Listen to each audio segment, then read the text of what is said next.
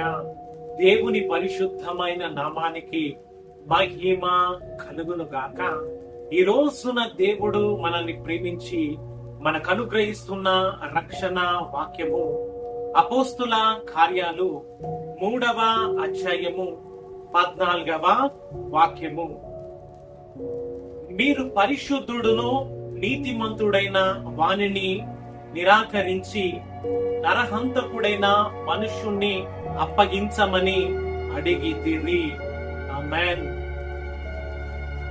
సర్వాధికారియు అనంత జ్ఞాని అయిన దేవుడు నిత్య జీవము పరలోక రాజ్యమును గూర్చిన సంగతులను మనకు తెలియజేస్తూ ఉన్నాడు. హల్లెలూయా.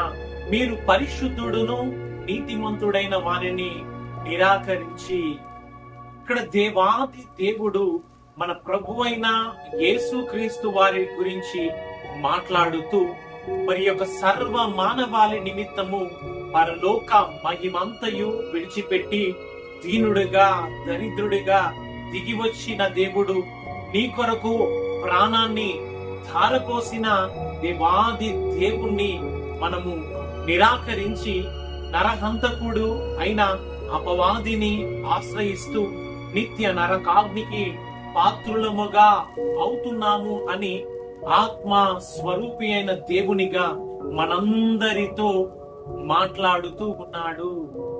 హల్లెలూయా, హల్లెలూయా.